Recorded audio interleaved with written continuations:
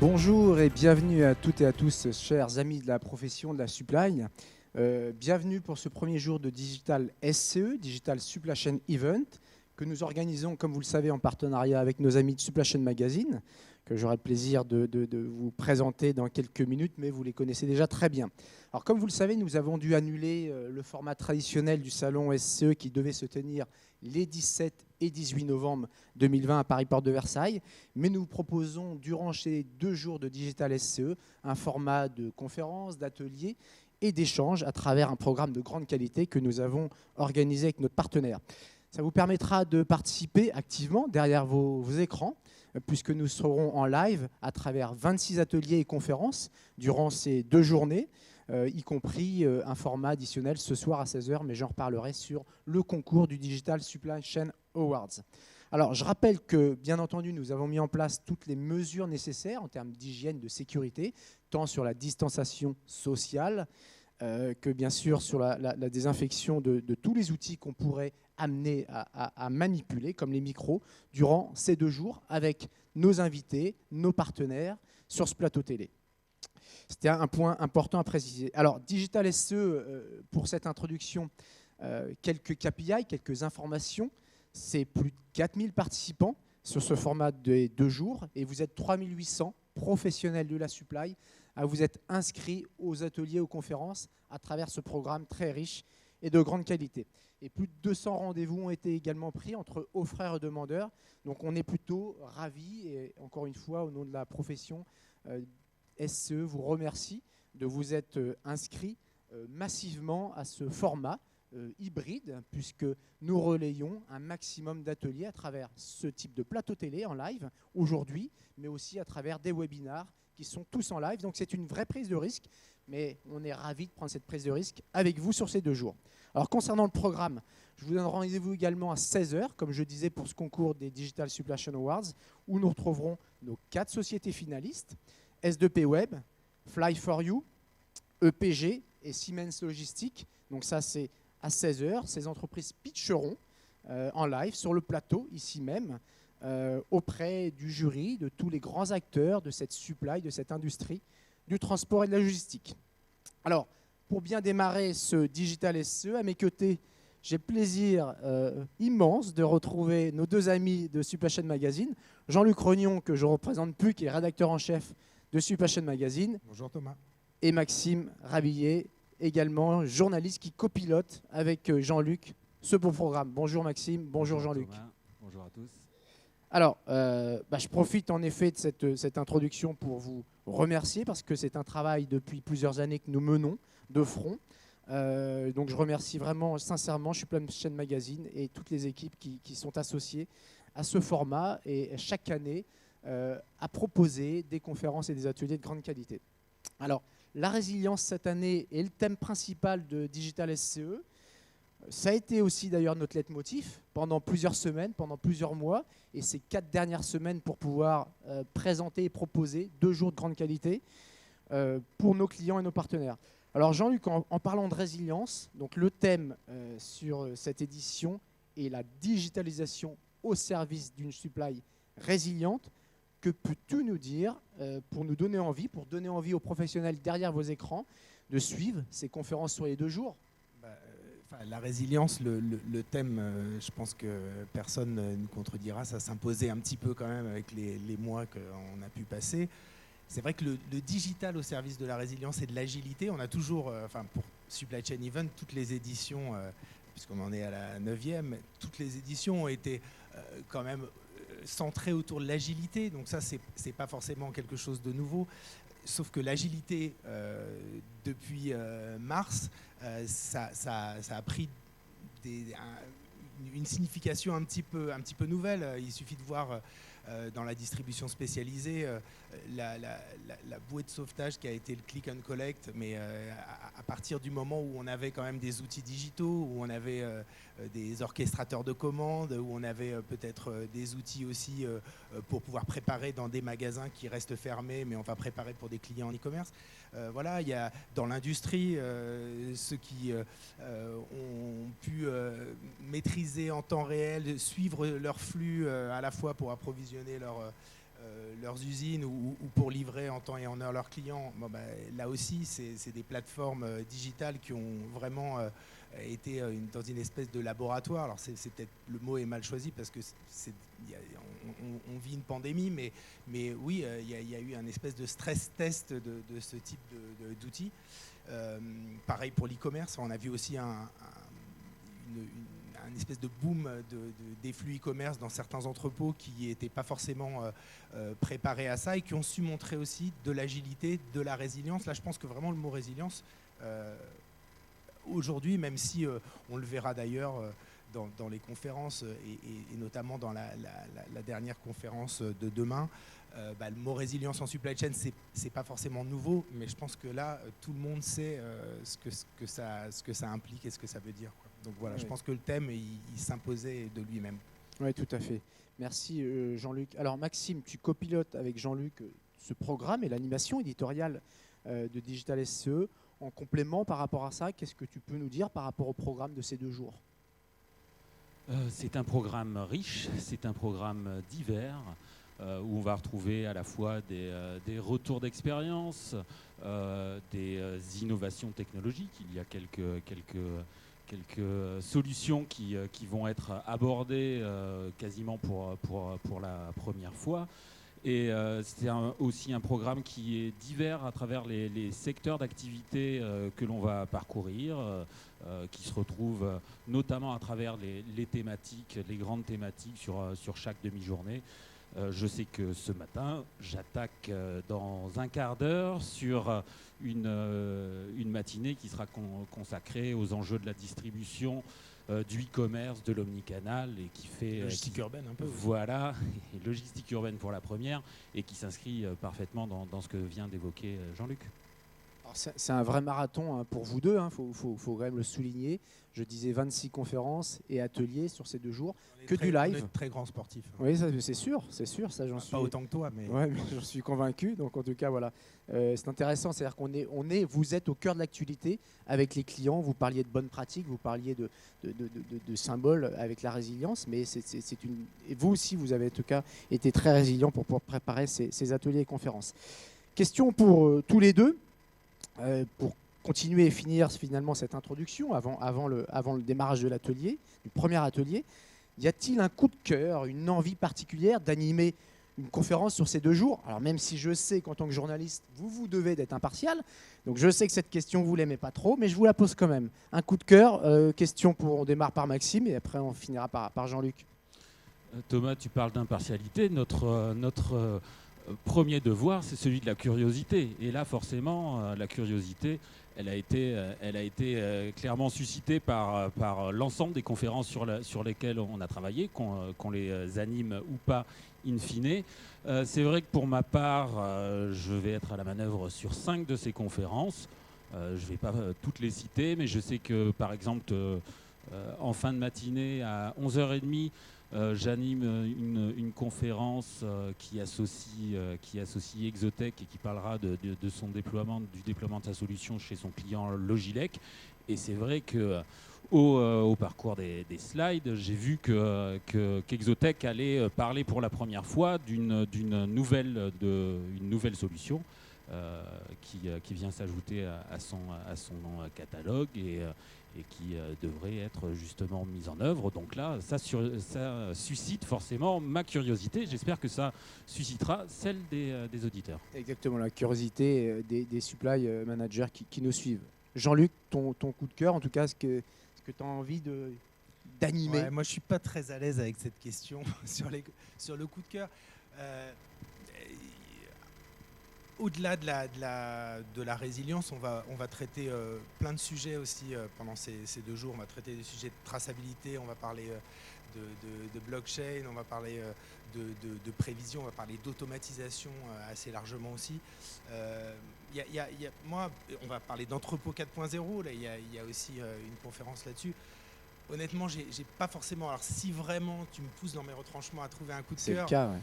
Vas-y, dis-nous tout. Moi, je trouve que justement, il y a une table ronde qui va finir les deux journées, qui va être un peu le point d'orgue avant la conclusion, bien sûr, l'exercice auquel on va se livrer demain soir, qui est une table ronde autour de la résilience, où on va justement faire intervenir des chercheurs, des enseignants et aussi des praticiens. Et on aura notamment le directeur supply chain de Sanofi Pasteur, donc les vaccins. Je pense que voilà, si je dois vous mettre l'eau à la bouche, il y a cette conférence qui est pas mal, mais je pense que toutes les conférences sont d'égal intérêt. Et j'ajouterais vraiment, n'hésitez pas, puisque Maxime parlait de la curiosité, n'hésitez pas aussi à poser des questions lors de ces conférences. On a justement un fil de questions et on est là pour y répondre. Donc voilà, il ne faut pas se dire c'est au format webinaire, donc on est derrière son écran, on est aussi acteur et on pose des questions. Ouais, c'est important. En tout cas, on a bien compris ton petit coup de cœur. Maxime, tu voulais rajouter un mot? Oui, je voulais rajouter quelque chose. Moi, je suis plus à l'aise pour citer d'autres des conférences que je vais animer. Tu mentionnais traçabilité blockchain. C'est vrai que demain matin... Oui, c'est la tienne. Voilà, demain matin à 10h30, j'anime une conférence qui associe Danone et Tilcal, où Danone va justement parler d'une solution qui repose sur la blockchain et qui va lui permettre d'assurer une traçabilité notamment tournée vers les enjeux opérationnels et consommateurs, bien sûr. Donc là aussi, ma curiosité est éveillée. Ouais, bon, on voit bien que ça joue collectif. On parlait de sport tout à l'heure, mais ça joue collectif par rapport aux animations que vous allez faire et sur lesquelles vous allez jongler. Alors, merci, puis ça donne vraiment envie de suivre ces ateliers et conférences. Jean-Luc, dernière question avant de lancer officiellement le premier atelier. Pourquoi avoir choisi le jour 2, donc demain, 9 décembre, de faire un focus sur le marché, sur le secteur de l'agroalimentaire? Je rappelle que l'an dernier, sur Supply Chain Event, nous avions fait un focus sur la cosmétique et l'industrie pharmaceutique. Cette année, on a décidé, avec le comité de pilotage, un focus, une verticalité sur l'agroalimentaire. Alors pourquoi ce choix ? Déjà parce que l'industrie agroalimentaire en France, ça reste un des fleurons, et que les autres fleurons sont un petit peu moins vaillants, on va dire, l'aéronautique notamment, le luxe. Dans cette période-là, voilà, et que l'industrie agroalimentaire, contrairement à ce qu'on pourrait penser, effectivement, dans cette période-là, elle a continué à tourner, mais il y a eu aussi de forts impacts au niveau des canaux de distribution. Je pense au café, hôtel, restaurant. Il y a tout un pan de distribution qui s'est bloqué. Il a fallu se réorganiser sur la planification, sur les prévisions. On va voir ça justement demain, avec Haribo France notamment. Donc je pense qu'il y a plein de choses qui se jouent en agroalimentaire, qui se jouent aussi sur notre territoire. Donc c'est important de voir quelles étaient les problématiques supply chain, notamment aussi en traçabilité, puisqu'on parlait de Danone. Voilà, il y a des nouvelles technologies, le digital est là pour accroître l'efficacité opérationnelle de cette industrie qu'on connaît bien, qui est évidemment vitale. Bien entendu. Bon, voilà, ce choix, il était très clair. Merci en tout cas de l'avoir bien explicité. Merci à vous deux d'avoir planté le décor de cette édition Digital SE à mes côtés. Place désormais au premier atelier en live sur le plateau télé avec Eurodécision, client et partenaire de SE, qui va traiter d'un thème sur la solution de modélisation et d'optimisation du schéma logistique. Alors j'aurai le plaisir dans quelques minutes d'accueillir Antoine Caillé, Ronin Barz et Mohamed Longou. Je vous donne rendez-vous pour ma part à 16h pour la finale des Digital Supply Chain Awards en live avec nos jurys qui seront derrière les écrans et les 4 finalistes que j'ai cités tout à l'heure. Bel événement, 16h, soyez au rendez-vous. Place à Eurodécision pour le premier atelier. C'est pas facile, mais vous allez voir cet atelier de grande qualité. Merci messieurs. Et puis on vous retrouve sur un atelier dans quelques minutes également sur une autre conférence avec Maxime. Merci à Supply Chain Magazine et place à Eurodécision. Excellente matinée et à ce soir 16h. Merci, à tout à l'heure. Merci.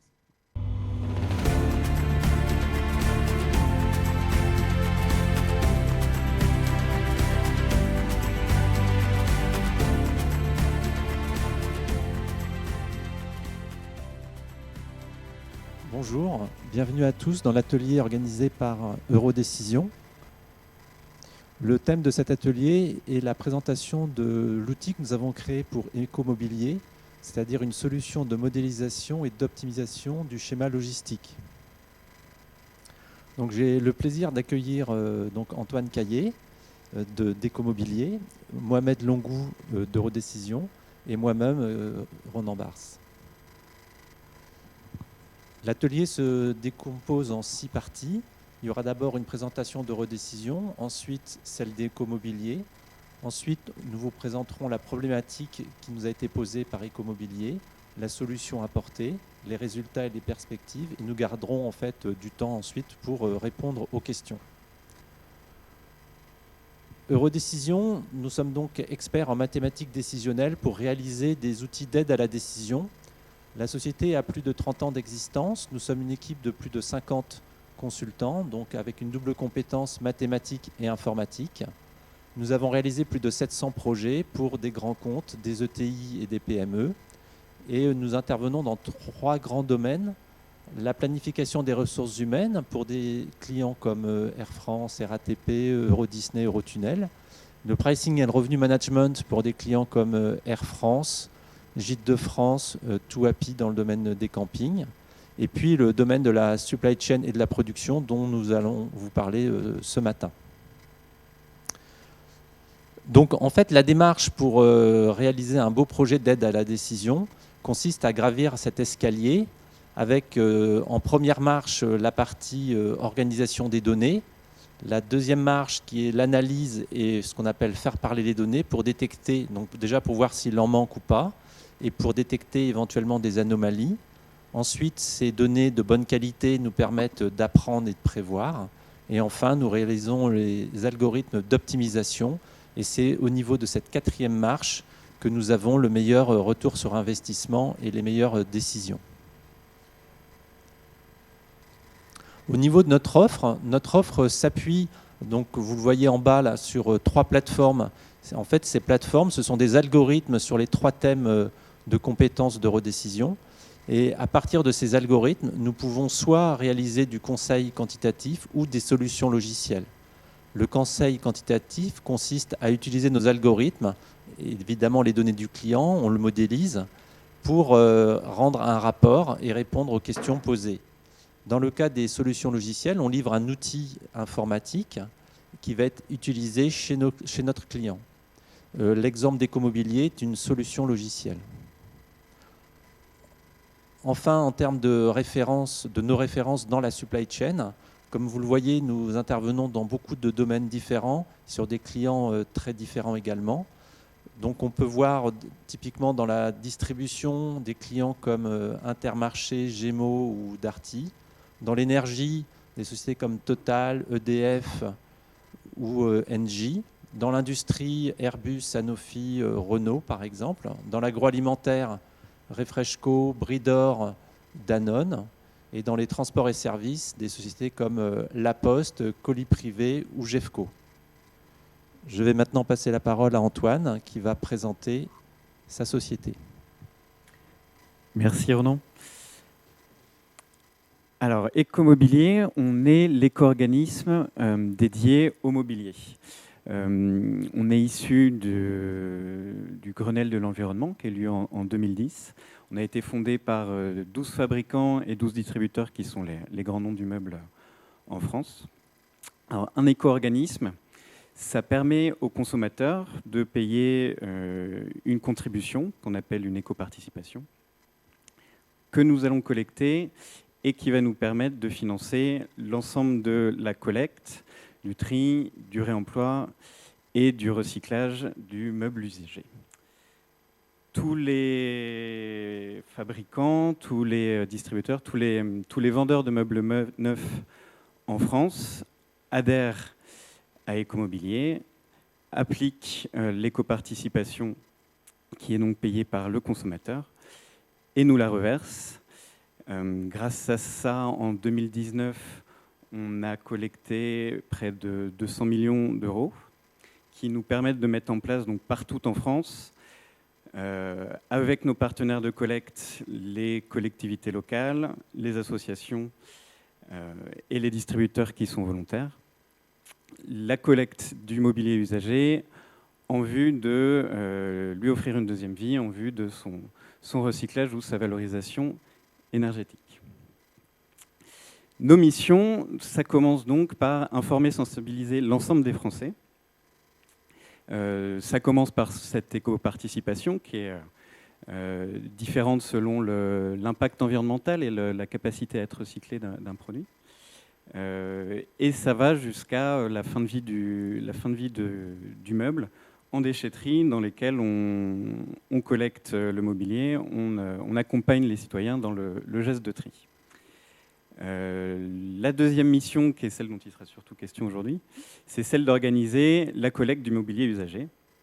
Donc par l'intermédiaire de nos points de collecte chez nos partenaires des collectivités locales, donc dans les déchetteries, des distributeurs volontaires qui bénéficient de solutions de collecte pour leur mobilier usagé, et des associations de l'économie sociale et solidaire, qui vont être les Emmaüs, les ressourceries, mais aussi d'autres associations indépendantes. Et ce mobilier usagé collecté, nous avons un objectif dans notre agrément qui est délivré par le ministère de la Transition écologique. Nous avons un objectif dans cet agrément de 50% de recyclage, 90% de valorisation au global sur tout ce mobilier collecté. Nous avons décidé d'aller plus loin et sur la durée de cet agrément jusqu'en 2023, nous allons viser le zéro déchet. Opérationnellement, ça veut dire aucun meuble, aucun élément d'ameublement collecté par Ecomobilier qui finisse mis en décharge. Et ce qu'on cherche à éviter le plus possible d'un point de vue environnemental. Une mission très importante pour nous, c'est également d'encourager le don, la deuxième main, la réutilisation, le réemploi, tout ce qui va permettre de détourner le mobilier en fin de vie de la déchetterie, du statut de déchet. Pour ça, on se repose énormément avec des partenariats avec les acteurs de l'économie sociale et solidaire, donc que sont Emmaüs, les ressourceries. Voilà, vous savez que le meilleur déchet est celui qu'on n'a pas créé. Et la deuxième vie est la meilleure solution pour un mobilier usagé. Donc, on accompagne ces associations à la fois, donc, comme je le disais, par la collecte de mobilier usagé sur leur plateforme, mais également par un soutien financier sur le réemploi, la réutilisation, et par de partenariats sur des appels à projets ou d'autres projets avec eux. Enfin, une dernière mission d'Ecomobilier, ça va être de soutenir la recherche, à nouveau dès le début de la vie du meuble dans l'éco-conception, donc en accompagnant les fabricants pour les aider à faire du mobilier avec des matières plus recyclables, avec plus de réparabilité, avec moins de perturbateurs de recyclage. Et de l'autre côté de la chaîne, sur la fin de vie du meuble, en soutenant également la recherche sur les nouveaux débouchés, sur des nouveaux traitements, des nouvelles méthodes de recyclage, par des appels à projets, par exemple sur les mousses de matelas ou sur le bois, et des projets qui peuvent être aussi bien à un stade encore très recherche et développement, ou beaucoup plus proche d'une industrialisation. Alors, comment cette collecte et ce traitement de mobilier s'organisent chez nous ? On a là un exemple de schéma opérationnel d'organisation. On a tout en bas, sur les flux qui sont représentés en vert, en violet, en bleu, nos partenaires de collecte dont je parlais, en vert les déchetteries des collectivités locales qui représentent la majorité de notre flux. En violet, nos autres partenaires de collecte, qui peuvent être les associations, les distributeurs volontaires. On a également de la collecte plus ponctuelle chez des professionnels, des hôtels, des administrations qui souhaitent se défaire de leur mobilier usagé. Et donc, à partir de ce premier point de collecte en bas, on arrive à un deuxième point qui est le centre de tri, en bas à gauche du schéma. Ce centre de tri, il va faire une première étape de massification et de tri plus ou moins poussé de l'ensemble des matières qui lui sont importées. Alors, dans le schéma qui est représenté là, le tri est fait en 2 flux. On voit un flux de matelas qui va arriver en haut à gauche dans un centre de préparation de matelas, le reste des meubles en mélange qui va au centre de préparation qui est au centre en mélange. On a le choix, on a le pilotage de trier plus ou moins les matières qui sont collectées, que ce soit le bois, le plastique, le métal, ou de regrouper plus, comme c'est le cas sur le schéma là. Donc la deuxième étape de ce schéma logistique, c'est le centre de préparation qui est au milieu, qui va préparer les matières qui lui sont apportées de façon à les transformer en produits, en matières primaires secondaires. Ces matières primaires secondaires, elles sont revendues ensuite au centre de traitement. Les exemples qui sont donnés sur le schéma ici, on va avoir une usine de plasturgie pour créer des tuyaux à partir de granules de plastique recyclés, des usines de panneaux à particules qui récupèrent le bois broyé pour recréer des nouveaux panneaux de particules, et ainsi de suite, des panneaux de mousse, des usines de recyclage de fer, mais également la valorisation énergétique et la valorisation thermique par des incinérateurs, par des chaudières. Alors, quels produits sont concernés ? Les produits concernés à la fois par l'éco-participation, à la fois par le collecte, sont repérés selon leurs fonctions. Les 4 fonctions principales du meuble, c'est celle de poser pour les bureaux, les tables, celle de s'asseoir pour tout ce qui va être chaises, fauteuils et canapés, celle de ranger pour les bibliothèques, pour les caissons de cuisine par exemple, et celle de dormir avec les matelas et les sommiers. Ce qu'on voit dans la diversité des produits, alors que je ne vais pas passer en vue, c'est les matières qu'on est amené à gérer, qui sont principalement le bois, dans les caissons, dans les tables. Les matelas, qui sont un flux très spécifique qu'on traite à part avec les mousses de polyuréthane. On a un flux important chez nous aussi qui est constitué par les canapés, pour lequel le démantèlement est économiquement pas viable. Par contre, le broyage et l'incinération permettent de substituer le canapé broyé, le combustible qui est créé, à d'autres combustibles que vont être le charbon, par exemple, en cimenterie. Un dernier flux qui est celui du plastique qu'on va retrouver essentiellement dans le jardin et les caisses de rangement en plastique. Alors 2019, pour Ecomobilier, en quelques chiffres, c'est 874 000 tonnes collectées, principalement en déchetterie, comme on l'avait dit. C'est un chiffre qui augmente d'année en année au fur et à mesure qu'on dépose des bennes Ecomobilier chez nos partenaires de collecte. Ces 874 000 tonnes, elles ont été traitées à 57% en recyclage, à 36% en valorisation énergétique. Donc les objectifs qui nous sont fixés par le ministère de l'Environnement sont déjà atteints en 2019. Voilà, on fait en sorte de les maintenir. Alors cette collecte, ce traitement, il s'est réalisé avec 4800 points de collecte. À nouveau, un chiffre en augmentation au fur et à mesure que notre schéma de collecte se renforce et se déploie. Sur la partie réemploi, réutilisation, on est en partenariat avec 370 structures conventionnées aujourd'hui. L'essentiel des flux collectés et réemployés sont faits avec la communauté Emmaüs, mais voilà, c'est un des réseaux avec lequel on est en partenariat. Et enfin, alors en 2019, on avait 80 sites de traitement partenaires. C'est un chiffre qui a évolué depuis, suite au projet dont on va parler juste après. Alors la problématique. Donc je l'ai explosé, on a des points de collecte qui nous amènent à traiter du mobilier usagé, et on a des objectifs de traitement. 50% de recyclage au minimum, 90% de valorisation. On vise également le zéro enfouissement, le zéro mise en décharge. Et on doit piloter tout ça en faisant appel à des opérateurs de déchets sur la France. On doit piloter tout ça en passant des contrats successifs. Alors jusque fin 2019, ce déploiement s'était fait progressivement. avec des contractualisations avec des opérateurs de déchets qui étaient faits département par département, pour pouvoir maîtriser et pour ne pas avoir voilà, une réflexion trop nationale dès le début.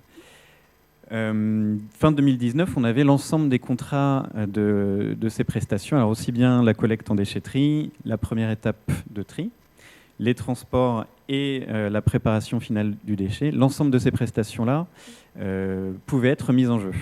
Donc on a voulu repartir d'une feuille blanche, on a voulu repenser intégralement le schéma opérationnel et lancer un appel d'offres global sur l'ensemble de ces prestations. Alors, l'ambition était du coup beaucoup plus élevée que ce qu'on avait pu avoir à traiter jusque-là. On s'attendait donc à un volume de données beaucoup plus conséquent et une difficulté dans le choix, dans le repérage de quels étaient les bons leviers économiques, quelles étaient les bonnes optimisations à réaliser. Donc voilà, c'est cette problématique d'aide à la décision et d'optimisation qu'on a présentée à Eurodécision. Voilà, je passe la parole à Mohamed pour présenter la modélisation qui nous a été proposée. Merci Antoine. Alors on peut voir un peu le modèle schématisé. Donc on a les déchetteries, les centres de tri et les centres de préparation. Pour effectuer cette modélisation, nous avons commencé d'abord par identifier l'ensemble des postes de coûts. Donc on a des coûts de transport des déchetteries vers les centres de tri. On a des coûts de tri dans les centres de tri qui sont des coûts par palier. On a des coûts de traitement sur les usines et les centres de tri. Des coûts de transport entre les centres de tri et les centres de préparation. On a des coûts de préparation qui sont aussi des coûts par palier. Et on a aussi des coûts de traitement. Donc on voit qu'il y a un certain nombre de coûts. Ils sont très nombreux et d'où la nécessité d'avoir une solution qui puisse prendre en compte tous ces coûts et optimiser le réseau dans sa globalité. Toujours, donc à ces coûts, il faut associer des contraintes. Donc ce n'est pas une liste exhaustive de contraintes. Il y en a au niveau des déchetteries, donc tous les tonnages doivent être évacués. Les déchetteries doivent être attribuées à un seul opérateur. Il y a ce qu'on appelle les grappes, c'est des groupes de déchetterie aussi. Il y a des contraintes au niveau de ces groupes de déchetterie. Au niveau des centres de tri et de préparation, il faut un seul type de tri par centre de tri. Il faut respecter les capacités minimum, maximum. Il y a des capacités minimum si on souhaite travailler avec un prestataire. En max de destination par site de type, les capacités des enseignes, donc là c'est un peu un groupe de prestataires, donc pour ne pas donner un volume trop important pour une enseigne par rapport à une autre. Entre tout ça, on a aussi les capacités des routes, donc les moyens de transport entre les déchetteries, les centres de tri, les centres de tri et les centres de préparation. Et après, on a aussi des contraintes au niveau des plans de traitement. Donc le taux de recyclage minimum, maximum, les valorisations, les alternatives à des valorisations. Donc pour modéliser ce problème, la solution qu'on a proposée,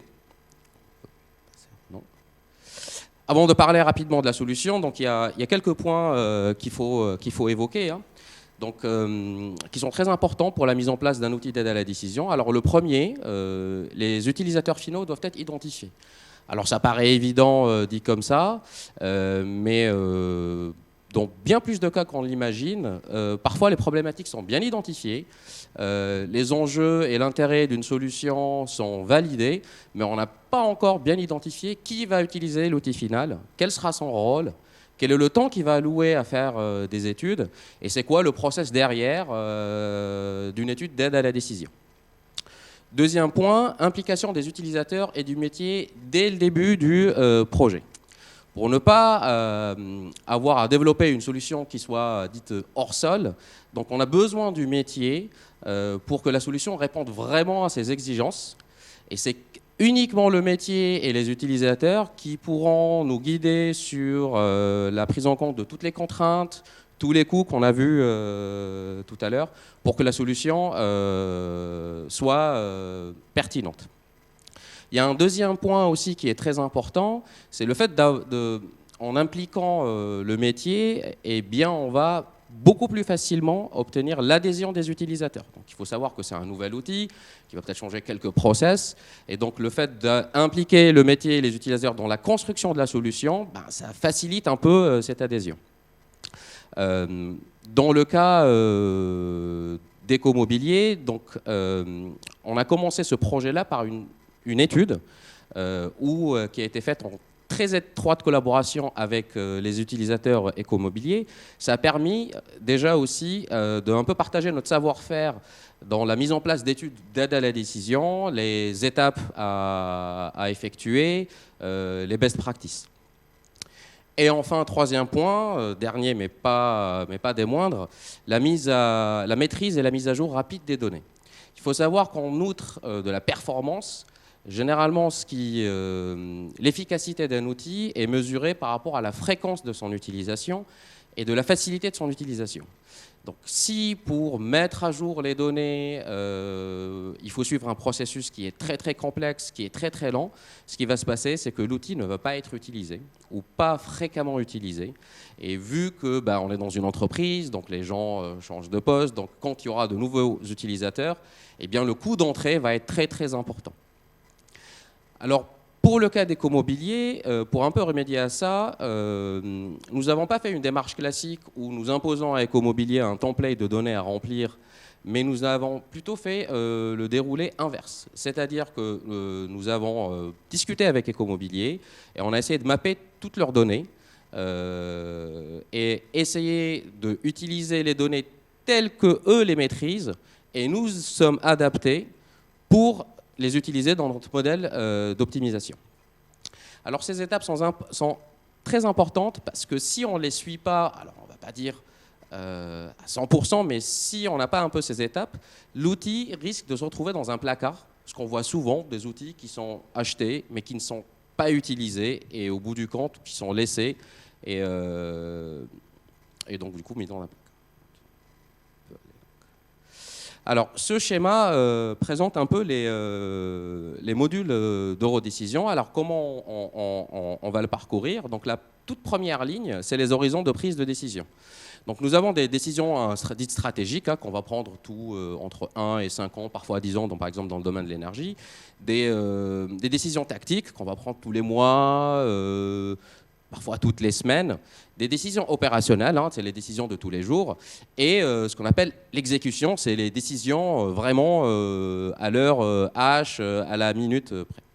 Donc on va parcourir rapidement les modules. Donc on a le premier module de Network Design, c'est ce qui permet donc d'optimiser à un niveau stratégique, tactique, les schémas directeurs logistiques et industriels.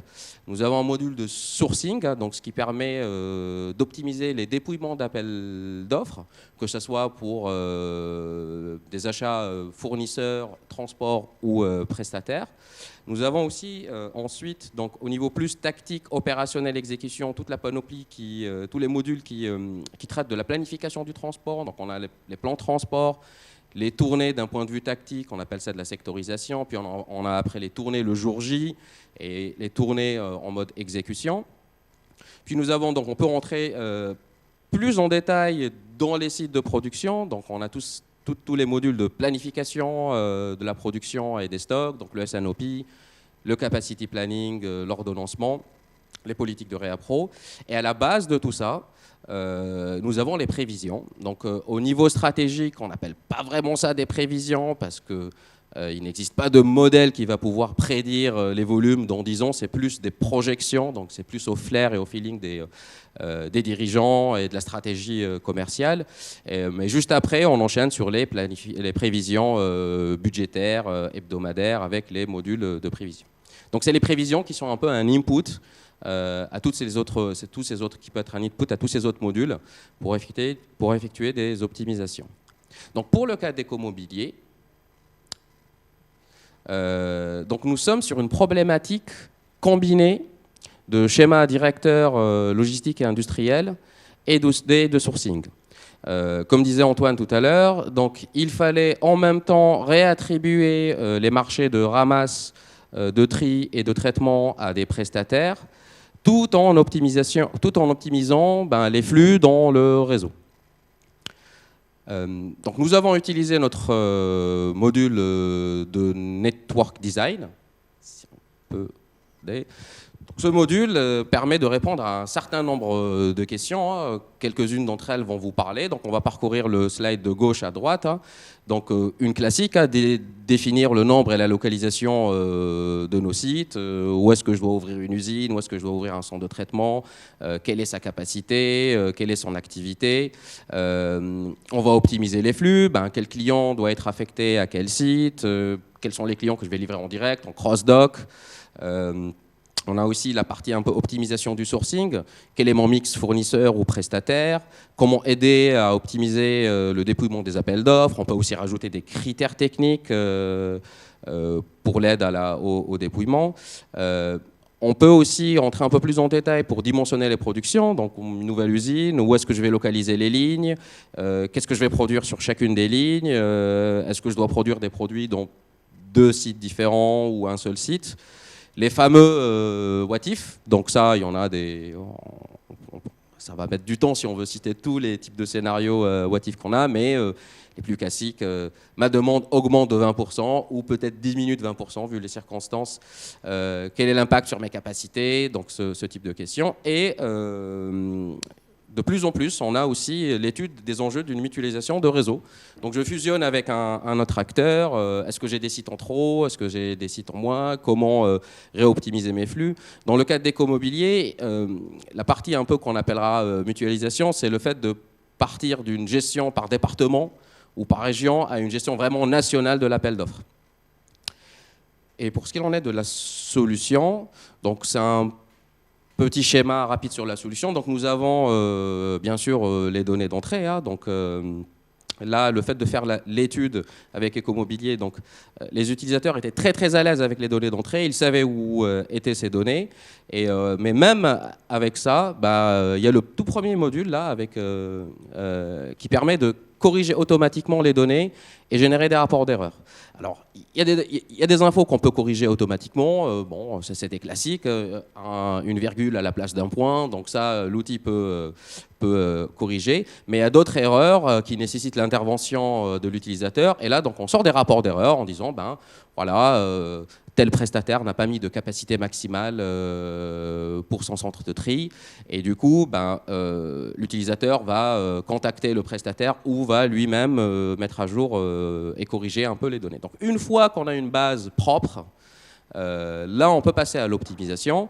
Donc on a un certain nombre de résultats qu'on a visualisés sous forme de cartes, d'indicateurs. Alors il faut faire très très attention aux KPI, c'est très très bien, mais trop de KPI tue l'aide à la décision. Donc il est très important de mettre les KPI qu'il faut. Et là, la petite phase un peu d'étude nous a aidé parce qu'on a construit ces KPI au fur et à mesure et on a mis exactement les KPI qui permettaient l'aide à la décision et du coup la prise de décision pour Ecomobilier. Donc une fois qu'on a ces résultats, on pourra analyser en profondeur un scénario, on pourra comparer entre plusieurs scénarios, prendre des décisions et archiver ou stocker les scénarios qui nous semblent intéressants pour d'autres utilisations.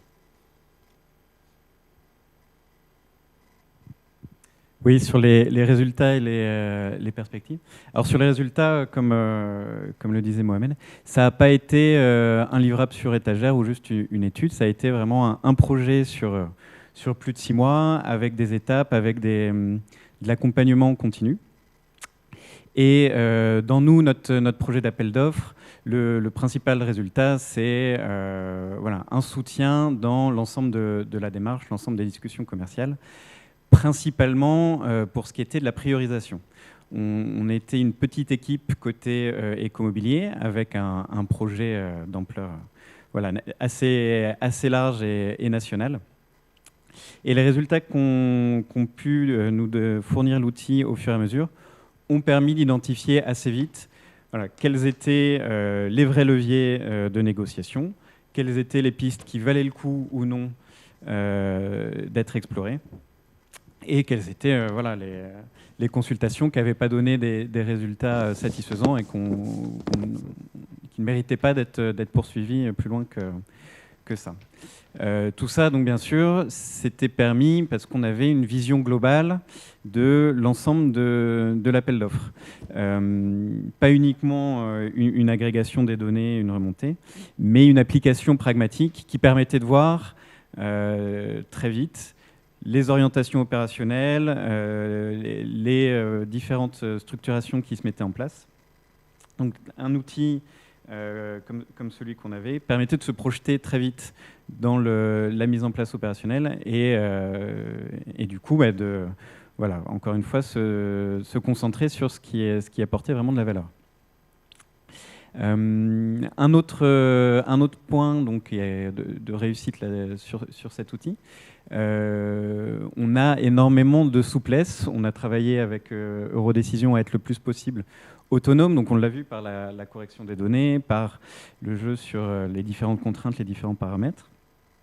Et on était chez Ecomobilier autonome pour pouvoir resimuler, refaire plusieurs scénarios assez vite et pouvoir réagir du coup dès qu'on avait des ajustements d'offres, dès qu'on voulait voilà, évaluer la sensibilité d'une certaine orientation, évaluer l'opportunité économique d'une organisation qui était proposée, d'une nouvelle offre, et aussi voir l'impact de décisions plus stratégiques avec certains prestataires où voilà, ils ne rentraient pas dans un optimum économique, mais si on jouait sur les données pour mesurer, pour forcer l'inclusion de ces partenaires, on savait voilà, quel coût était cette décision stratégique d'investir sur le long terme sur un partenaire qu'on souhaitait retenir dans notre schéma.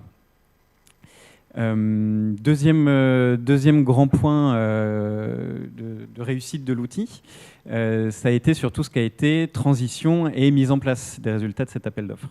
Le fait de voilà, très vite se projeter dans les données, dans les simulations et les scénarios qui étaient fournis par l'outil ont permis tout simplement de nous préparer, nous, à la mise en place des scénarios qui ont été finalement retenus. Ça nous a donné de la visibilité à la fois pour tout ce qui allait être le paramétrage de nos systèmes d'information, les préparations des systèmes de facturation, mais ça a permis aussi de, en amont, consulter et préparer les équipes métiers, les équipes terrain, sur les schémas qui étaient en train d'être décidés. Et de façon globale, d'avoir une visibilité très tôt et puis tout du long du projet. Deux indicateurs sur la réussite de l'optimisation. Le premier, donc la distance entre les centres de tri et les centres de traitement, qui a été réduite de 40%, ce qui est voilà, un résultat dont on peut être assez satisfait. Sur l'autre distance, qui est celui du point de collecte, donc de la déchetterie au centre de tri, 25%, alors qui est moins élevé, mais qui est de la collecte de proximité. Donc pareil, c'est un chiffre duquel on est assez fiers. Et voilà, c'est la preuve que l'optimisation a bien réussi avec Eurodécision. Sur les perspectives qui nous restent sur l'utilisation de l'outil. Alors l'outil, donc les nouveaux marchés ont commencé début 2020. Mais l'outil continue d'être utilisé. Ça, on l'avait en tête au début du projet. On l'utilise aujourd'hui en pilotage opérationnel. On a fait une transition des données d'appel d'offres aux données des prestataires qui ont été effectivement retenus aujourd'hui. Mais pour autant, on peut continuer à faire de l'optimisation sur des prévisions, sur des scénarios. Et voilà, 2020 qui a été une année riche en complications sur les gestions de crise. Alors, que ce soit suite au confinement, on a aussi dans notre activité d'autres crises qui peuvent survenir sur, par exemple, des incidents sur des sites opérateurs, des sites qui ont été victimes d'incendies. On a pu réutiliser l'outil, retirer ce site qui était inopérationnel de nos données et relancer des simulations pour voir quelles étaient les alternatives proposées, quelles étaient les priorisations qui étaient faites. De la même façon, ça nous permet, sur des nouvelles études ou des nouvelles propositions de débouchés qui nous sont faites, d'évaluer assez vite l'opportunité, l'impact économique d'un nouveau contrat, un nouveau type de traitement qui viendrait à être proposé. Donc ça, c'est pour l'utilisation de l'outil. L'outil continue de vivre aussi. On a encore des pistes de réflexion avec Eurodécision. Un des projets qu'on explore, c'est de voir à quel point on pourrait explorer directement dans l'outil des nouveaux projets de collecte qu'on a côté écomobilier sur la façon de collecter, qui est aujourd'hui sur une benne de mobilier usagé en mélange dans les points de collecte. On voudrait voir à quel point économiquement il peut être intéressant d'avoir deux contenants. Un contenant qui prendrait tous les meubles en bois, par exemple, et l'autre qui prendrait le reste du mobilier usagé, ou un contenant qui prendrait tous les matelas qui peuvent avoir besoin de collecte un peu préservante, et de la même façon le reste du flux dans une autre benne. Donc ça, on est en train d'y réfléchir avec Eurodécision pour voir comment ajuster, pour voir à quel point ça peut nous aider à repérer à quels endroits localement c'est intéressant, quelle économie on fait, ou alors est-ce que ça vaut pas du tout le coup. C'est ce qu'on verra. Et puis de façon générale, voilà, une amélioration continue pour la fluidité de l'outil, pour nos nouvelles contraintes qui arrivent. Voilà, l'outil reste vivant. Et de façon générale, voilà, c'est un outil qui s'est assez bien incrusté dans l'écosystème de nos outils et de l'ensemble de nos outils informatiques chez nous, et qui progresse de plus en plus dans notre processus de décision. Voilà, c'est un apport qui est durable et qui a fait ses preuves et qui continue de le faire. Merci beaucoup Antoine pour la présentation des résultats. Merci de votre attention. Donc nous avons reçu un certain nombre de questions. Donc une question est: quels interlocuteurs métiers ont participé à ce projet? Donc vous étiez combien? Quels étaient un peu leurs rôles et leurs fonctions chez Ecomobilier? Alors chez Ecomobilier, on était toute la partie appel d'offres, donc toute la partie achat. Sur ce qui était conception, sur ce qui était voilà, le lancement du projet. Dès qu'il y a eu des premiers résultats, dès qu'il y a eu des premières orientations, progressivement, l'ensemble des équipes métiers ont été, on va dire, mis dans le bain des résultats qui étaient fournis. Mais sur la conception au début, c'était voilà, l'équipe métier et puis les utilisateurs finaux en fait, de l'outil. D'accord.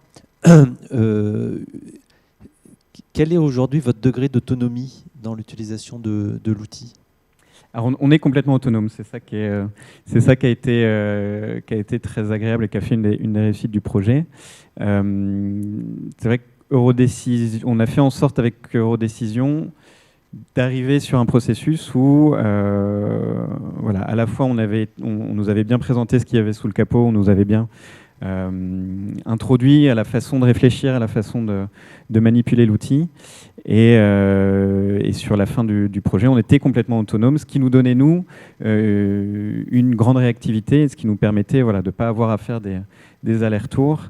Voilà. Aujourd'hui, on est complètement autonome, mais on continue de discuter sur les pistes d'évolution. Une question pour Eurodécision. Est-ce que c'est un projet classique pour Eurodécision ? Alors, un peu l'originalité, c'est ce que je disais tout à l'heure de ce projet, c'est que parfois on veut faire que du schéma directeur, parfois on veut faire que du dépouillement d'appel d'offres. Là, le projet combine les deux en même temps, et l'outil, un seul outil devait en même temps donc, pour faire, donner la possibilité d'un pilotage dynamique opérationnel en optimisant les flux et de pouvoir, de manière plus stratégique, aider au dépouillement des appels d'offres. Donc c'est un modèle qui est très très complexe, mais nous avons mis en place une solution qui marche plutôt bien. Une autre question donc pour Ecomobilier. Est-ce que la DSI était impliquée dans le projet ? Alors, on a une particularité chez Ecomobilier, on n'a pas une direction à part pour l'ensemble des systèmes informatiques. Il y a eu la volonté au début de fondre directement toute la partie informatique dans des directions qui soient métiers. Donc pas vraiment d'implication de DSI, mais une collaboration directement dans notre service, qui était la direction des achats. Et puis quelques implémentations pour installer l'outil chez nous et nous rendre autonomes. Mais du coup, pas trop de réponse à cette question sur la DSI. D'accord. Une autre question était, en combien de temps faites-vous un nouveau scénario ? Alors, j'imagine qu'il y a un scénario et une étude où vous auriez des nouveaux jeux de données. Alors, ça va dépendre. On n'a pas eu à faire jusqu'aujourd'hui à repartir d'une feuille blanche.